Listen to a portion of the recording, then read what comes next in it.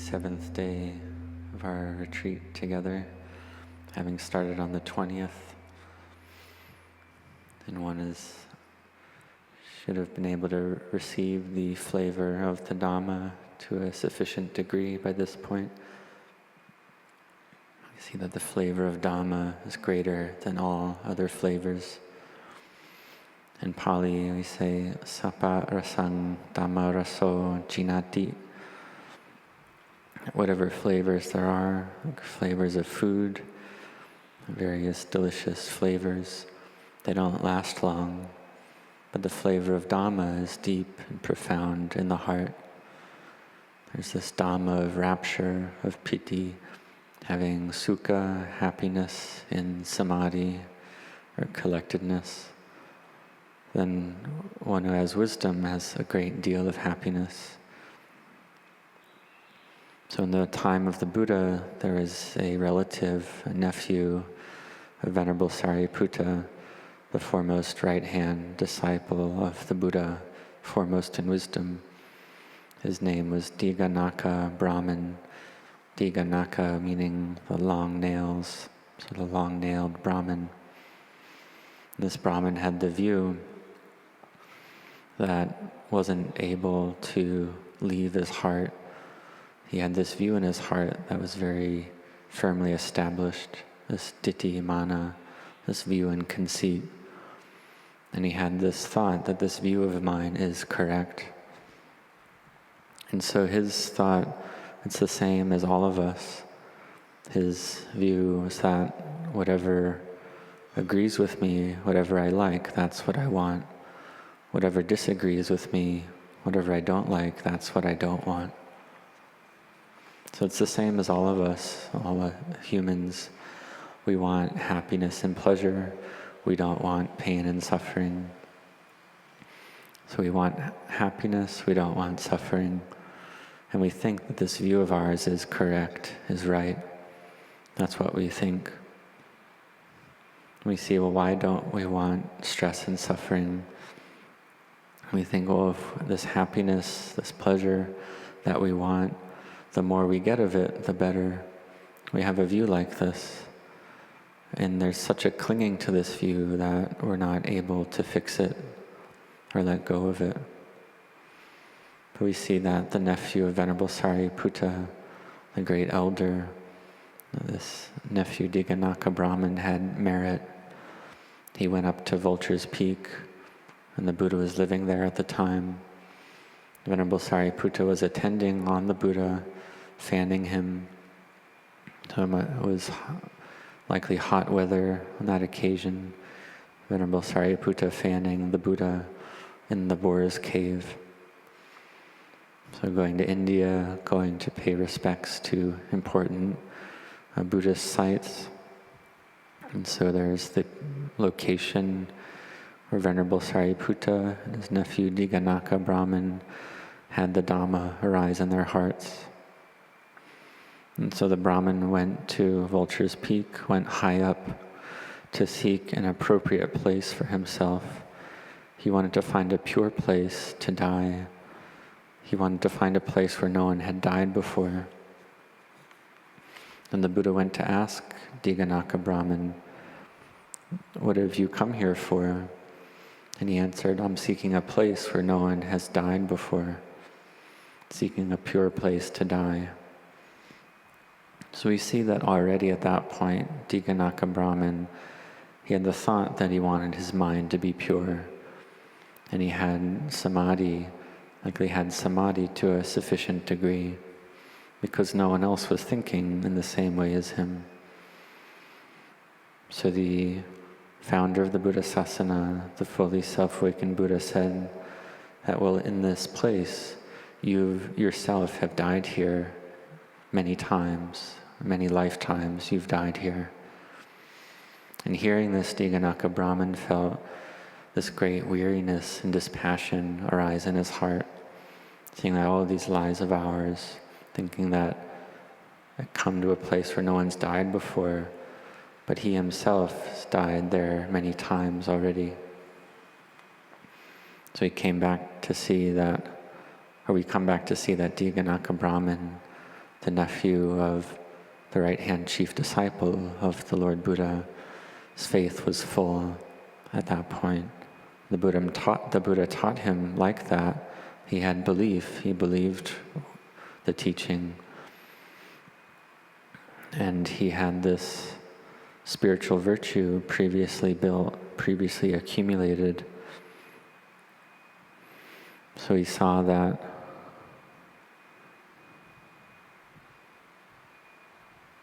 he had this faith and belief in the cycle of birth and death and rebirth, faith and belief in the teachings of the Buddha. So this is right view in the mind of the Brahmin already, such that he could receive a teaching about this belief that was so dear to his heart, because he had faith, full faith in the Buddha. And so Diganaka Brahmin, he was seeing suffering, seeing the quality of dukkha, seeing that he himself had died there many times, and seeing that being born and dying, born and dying, born and dying, that this is stressful and suffering, having died many times, and thinking over these many lifetimes, dying many times, and this life alone is already enough suffering. So seeing that he's died already many times, a great many times, seeing that there's no place that's pure for him to die, because everywhere there's people dying. So this is seeing the first noble truth about dukkha, about suffering. But at that point the Brahmin didn't yet understand the cause. What's the cause of this birth? How does one become free of it? So the fully self-awakened Buddha saw that the Brahmin had faith. He was ready to receive the Dhamma. And so the Buddha taught him, and the Brahmin had this, his highest ideal in his life that all of us have, this highest principle, highest ideal for ourselves, that whatever agrees with us, whatever we like, that's what we want. Whatever doesn't agree with us, that's what we don't want. We feel like this is right, this is correct. We have a view like this. So the Buddha taught the Brahmin to see, and he taught him that this thought of yours, it's not a good thought. It's not a thought that you should want. It's actually a bad thought, and you shouldn't want it. So Diganaka Brahmin, he didn't know this. He thought that his view, that his thought was correct, like 100 or 1,000% correct. But the Buddha said it's no good, you shouldn't cling to it. Well, how is that? So the Buddha taught that aging, old age, it's a noble truth, part of the noble truth of dukkha. And the Buddha taught or spoke in a very straightforward manner. He said, well, old age, sickness, and death, do you want them? So he's talking about the conditioned formations. Diganaka Brahmin contemplated. He saw that, well, aging, it's no good. It's a lot of suffering. It's hard. One is not able to maintain these conditions. It's difficult taking care of one's livelihood, getting wealth and money, having work. It's difficult. So that this isn't good. Then sickness arises, and sickness is distressing, disturbing. Ever since the time we're born, continuously there's this issue of sickness. It's a great deal of suffering. So he's seeing the noble truth of suffering in old age and sickness. Then in terms of death, he was seeking a place to die, a place where no one had died before. But he's seeing that he himself had died there already many times. He's seeing that birth ends in death. And it's a great amount of suffering. It's torturous, a great deal of torture.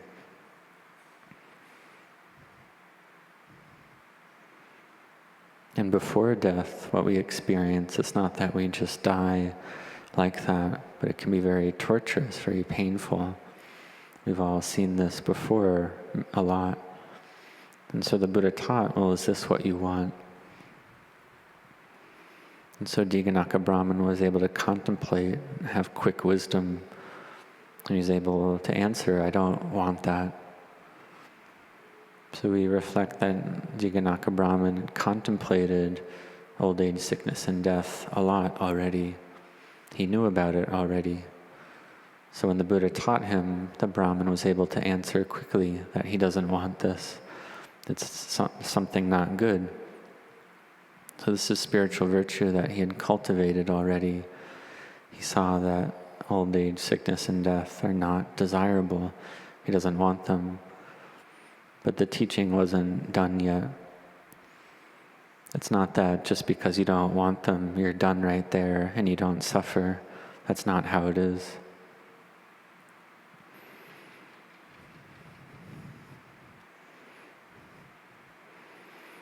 So one reflects, well, you don't want these things, but the Buddha taught, do you have to receive them? Old age, sickness, and death. You don't want them, but do you have to get them? And Diganaka Brahman, he asked him, well, given this, when you receive these things, will you have happiness or suffering? And Diganaka Brahman answered that. He contemplated that this thought is suffering. He doesn't want these things, but he can't stop them. He has to receive them, and thereby will suffer. So Diganaka Brahman understood he doesn't want suffering, and he can't stop old age, sickness, and death. So he accepted them as normal and natural. So old age, sickness, and death being normal and natural, we accept it. And having accepted it, then his mind gathered together. Sila Samadhi Panya gathered together. He saw clearly all conditioned formations are impermanent, stressful, not self, not me or mine. He saw this clearly because it's beyond our ability to control. And seeing this, he saw the Dhamma. So in this way, rapture arose, the flavor of Dhamma arose in the heart. And he praised the Buddha, that the Buddha is one who points the way out to one who is lost. And one who is lost means that one who clings to self, to me and mine, thinks in terms of self, thinks in terms of I'm right, I'm correct, and always seeking things externally to find that which is agreeable, that which one wants, not seeking out on the inner level, not seeking to abandon wrong view. And so this is lacking wisdom. But Diganaka Brahman had wisdom, so he was seeking on the inner level, and so he was able to accept that he shouldn't cling like that. He was able to let go. In this way, right view arose. He was able to see the Dhamma. So this is the Buddha pointing the way out to one who's lost, turning upright what was overturned. And when one turns upright what was overturned, then when it rains, then the rain is able to enter that vessel and fill it up because the Dhamma has been seen. And so with this Dhamma arising, then the mind is able to become pure. And so he praised the Buddha in many ways. And so we ask ourselves, are we like this as well? Do we have a view in our hearts, just like Diganaka Brahman, that we cling to very firmly in our minds, clinging to this thought very firmly, thinking that it's right, thinking that it's correct, not accepting the true Dhamma. And so right there is where suffering arises. If we have Sila Samadhi Panya virtue, collectedness, and wisdom, if that's strong enough, then we're able to fight with that. We can contemplate the body as a heap of natural elements, earth, air, fire, and water, as a heap of the not beautiful, as a pile of conditions that's not me, mine, or self. And the feeling, the Vedana that arises in the mind, not me, not mine, not self. And so this is subtle. This is wisdom that can see the Dhamma and sees that everything is Dhamma. Greed, aversion, and delusion are Dhamma that arise, stay for a while, and cease. Non-greed, non-aversion, non-delusion are Dhammas that arise, stay for a while, and cease. The Noble Eightfold Path arises and ceases. The 5 powers arise and cease. The 5 faculties arise and cease. These great goodness, great merit arises and ceases. Demerit arises and ceases. Skillfulness arises and ceases. It's all Dhamma. It's just Dhamma. In truth, there's nothing there. So this is the mind that's pure and free. Dhamma is just Dhamma. Form is just form. Mentality is just mentality. Feeling is just feeling. The mind is just the mind. So we see like this. This is seeing the Dhamma. We can attain to the Dhamma. But when we don't see it, we're not able to see it. It's because the strength of mind is only a little. It's not sufficient.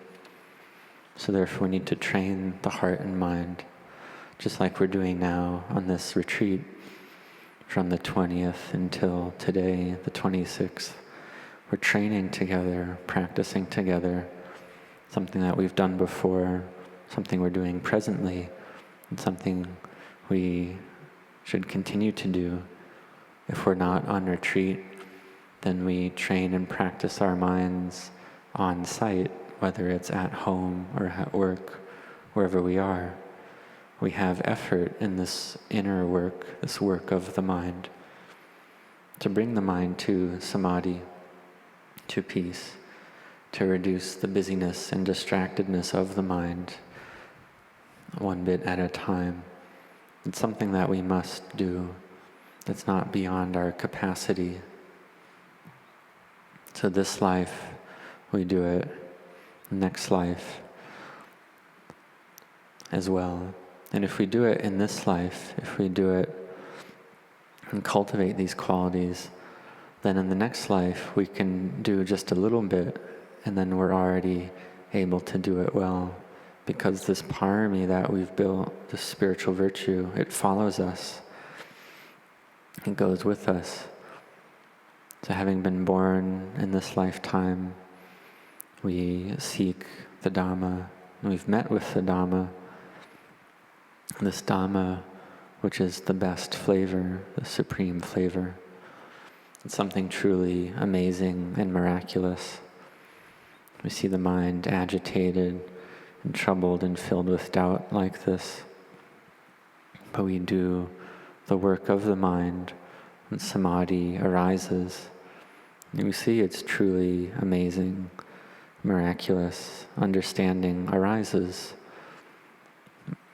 Something miraculous arises. We see the Buddha, Dhamma, Sangha as something amazing and miraculous. So this is something we're all seeking, this Dhamma to arise in the heart. So may you have a lot of mindfulness, to cultivate mindfulness in the heart, and to investigate what is the mind clinging to so that you're able to let it go. If the mind clings to goodness, then that's still not correct. Some individuals, they don't want to go to the morning or evening chanting. Whatever monastery has morning or evening chanting, they just run away from that. And so this is a deep defilement in the heart, a deep attachment that one has to let go. We see that Venerable Ajahn Chah taught, Wherever there is clinging, that's where there's birth and becoming right there. Wherever there's attachment, that's where there's birth and becoming. And so we see that the mind that's able to cease clinging, that's nibbana right there. That's a little nibbana. The heat in the mind reduces, coolness arises. That's nibbana already. So we see this in our daily life. There's greed, aversion, and delusion. When we're able to abandon greed, aversion, and delusion, then that's, even temporarily, then that's a temporary nibbana. Sometimes the samadhi, the collectedness in the mind, is able to control the kilesas, to suppress them. We use wisdom to contemplate the truth, to give rise to clarity and understanding. It's not beyond our ability. May you have effort and perseverance to practice evenly and consistently. It's not beyond our ability for sure, for certain. Just like Diganaka Brahman, his spiritual virtues, his parami were full. He was able to know and see the Dhamma. And so we ourselves can also do this. We see in the Buddha's time, there were a great many stream enterers that were lay people. There were many like that. So in this lifetime, we are able to do it as well. We incline the heart to train and practice the Dhamma, to be able to enter the stream to Nibbana, to destroy the wrong views in the heart, this wrong view of Sakaya Ditti, personality view, that's deeply embedded, firmly established in the heart. This view that my thought is correct, my view is correct. We think it's a good thing, but that's Sakaya Ditti, that's personality view, that's deeply embedded in the heart. We try to remove that, but we can't do it. Why is that? That's because the strength of mind is still just a little. So we see the Sakaya Ditti, personality view, clinging to rites and rituals, skeptical doubt. These first three fetters, they're the first fetters to be cut off. And they're deeply embedded in the mind. But if we're able to pass these first three fetters, the 7 remaining fetters are not hard to deal with. There's no 8th lifetime. It's difficult at first, but if we're able to pass this first stage, then we'll definitely succeed. It's just like the entry gate to a city, the door to a city. Once that gate is broken down, then the enemy soldiers can enter into that city. So it's like the kilesas have set it up like this. There's the sense of me, mine, and I. And we're initially not able to destroy that personality view, that Sakaya Ditti, that view that's deeply embedded in the heart. We can compare it to like a tattoo that's embedded in the skin. So when one uses a laser to remove the tattoo, it has to pass through the layer of skin into the layer of flesh in order to destroy it or remove it. And it does that a bit at a time. So we look at this wrong view in the heart, and so we use wisdom to cut away at this defilement a little bit at a time. It's deeply embedded in the heart. It's something it's like a tie around the heart, a bind for the heart. And so we cut it one thread at a time. So we practice cultivating the mind, cultivating samadhi, to be able to bring the mind to peace. Then we contemplate and see the body as not self. The hair is not self. In this way, the rapture can arise. This is cutting one thread at a time, bringing the mind to emptiness. And when we're able to do this, the mind becomes empty, is able to cross over to see that, oh, Nibbana is like this. One sees Nibbana, and this gives one's mind strength and energy to have the strength and energy to sit meditation, walk meditation, to contemplate the body, to see it as not self, to cut away at the defilements, to bring the mind to emptiness again. So we do it like this, we practice like this. In doing this, we feel this fullness, the happiness of heart, the flavor of Dhamma arises, happiness arises. And this is when the meditation becomes fun and enjoyable.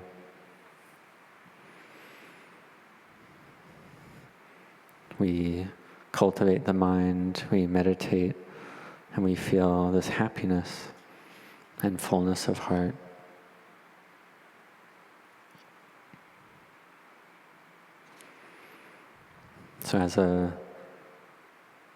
So one can see as a layperson, see this quality of chaos and agitation, and one sees emptiness, sees the arising and ceasing of conditioned formations.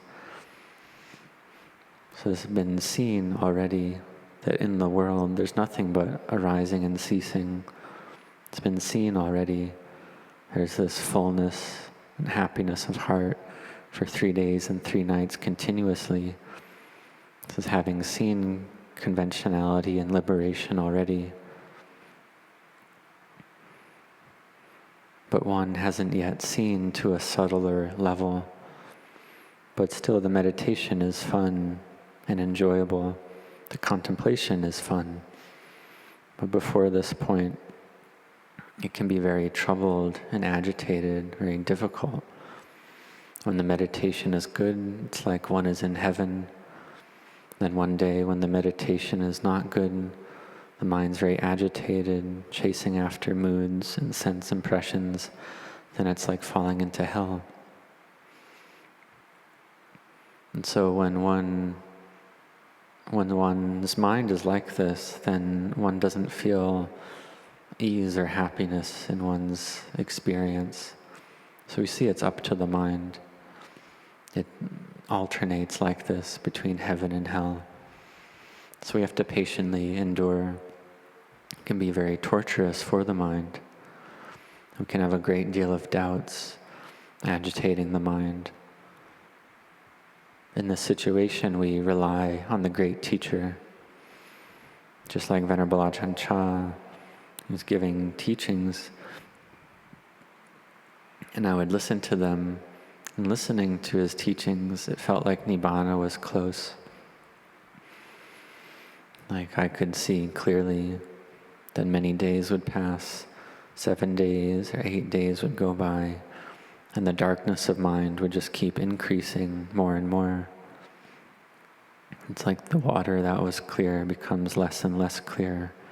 The mind becomes more agitated, and it's like one can't grab hold of that anymore. So the mind's troubled, chaotic, not peaceful.